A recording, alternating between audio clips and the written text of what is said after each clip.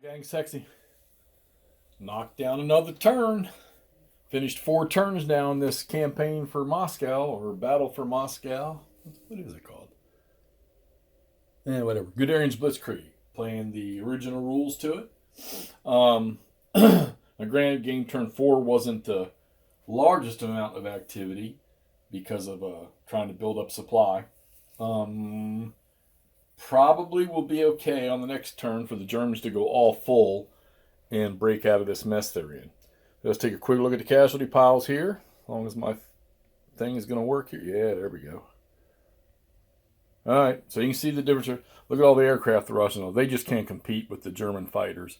Although I got to admit, these little guys actually did do, I'd have to say, a better than average job. They did take out some of the German fighters you see sitting here. And their bombers did some good work on the airfields. You really seriously have to think about how you use fighter air cover in this game. All right. You need to put these units out there, and you can see them as I go across the board where I fly the fighters to keep them, which sometimes keeps you from being able to use them in an aggressive posture to go after Russian fighters or Russian bombers or bases or whatever. All right, the Germans, most of their losses are coming from the large, the motorized mech or panzer divisions. Most part recon units, but you can see a couple of them there. 4th Panzer still pretty much decimated. 11th Panzer is getting beat up a little bit. 25th Motor's beat up. And it's only taking me 4 turns to learn this one, and I'll have to apply it on this turn. Don't let your Panzer divisions sit where Katyusha rockets can just mass bombard the hell out of them. Like right here, there were 2 Katyusha rockets sitting here, plus this artillery. 5th Panzer's taken 2 losses, or 3 losses, from that massive Katyusha rocket. Now, the Katyusha rockets don't use any supply, and when you use them, they go over to the turn record track, and they come back in 2 turns later as reinforcements. So, that and Russian armor attacking enemy in open terrain and clear terrains is pretty lethal in this game. So those are probably your 2 most punishing units, and whenever you can get 3 bombers, tactical bombers, into one spot, it's it can be pretty devastating. You can literally wipe out an airfield and most of the aircraft in it just by running a bomb run. This is where I talk about your fighters coming into play. So you see, I've got Messerschmitts up here in front of air bases. Well, you can see that one. Like right here. Because they got a 5 hex reaction range to aircraft coming in. Don't want to leave these airfields undone because they only got a flak rating of 1. And you got to roll an 11 or 12 to even do anything to an incoming aircraft. So you fly your fighters out there for cover just to keep your bases covered.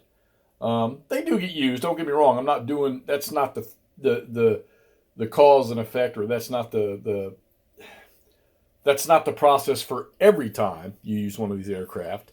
Because there are occasions where you can fly into something like a fighter that's stranded out in the open because he flew out to be aggressive. You go out and you get him.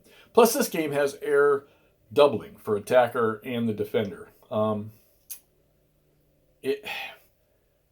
If you have 2 aircraft that are stacked and they fly together and they attack, you get to roll twice for whatever the minus or plus is for each one of the aircraft, then you get to pick the one you want. If you're the defender and you're stacked and somebody flies in to attack you, another fighter does, then the defender gets to double that rating. So if you have a MiG-3 with a 2 air rating and you have a Yak-1 that's a 1, they now become 1 air unit with a 3 rating. So these German 109s that have these things of 4 can balance that out a little bit. But it also makes you not use the aircraft aggressively. Let's see what's going on here. We're building. Vyazma. Okay. That artillery keeps causing trouble there. Now, the Germans haven't pushed yet, but I got a feeling on this turn here they're going to push. They're right outside the gates of Vyazma there, and they can open up that big old highway.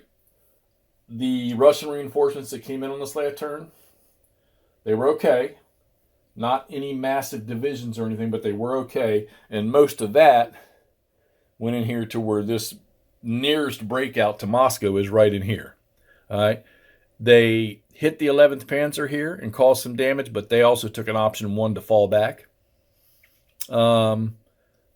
They're just kind of building something in here to slow up these Germans. Now, like I say, the armor in the open ground effect works only for the attacker. If the defender's in open ground, the attacker armor gets to be doubled. Armor and mech gets to be doubled, not the defender.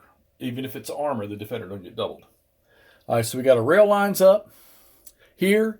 We got our rail line up over here.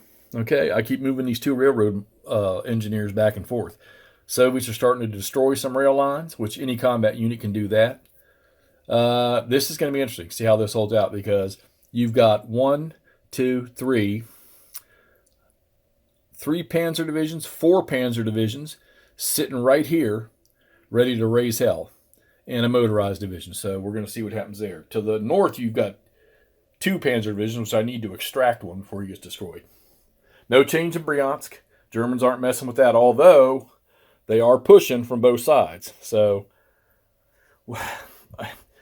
the Russians need serious reinforcements to sort of cut these gaps off. And now the question is going to become, depending on how long it takes for them to get reinforcements, is do I send these reinforcements to plug gaps, or do I send them to start building a new defensive line?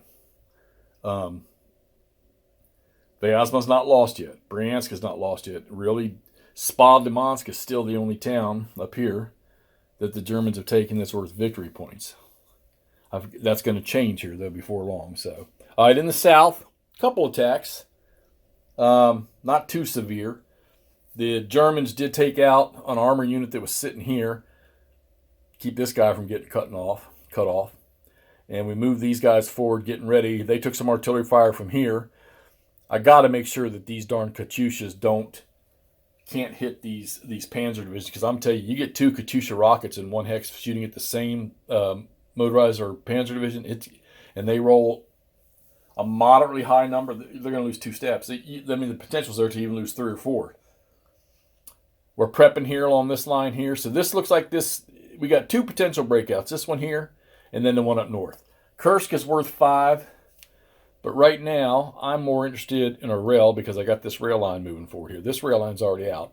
I think I'm more interested in a rail as the Germans, because it looks like the cleanest path right here, instead of messing with all this. And of course, with the Russians, I'm playing reaction to the Germans. And believe me, I'm doing what I can, but I don't have enough to do anything with. All right. Guderian's Blitzkrieg, 1992, the gamers.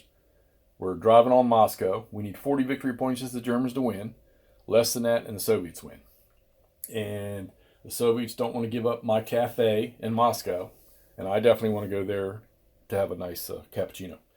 All right, so let's get this thing posted so y'all can see what's going on with Hexy and his drive on Moscow. We'll talk to y'all soon.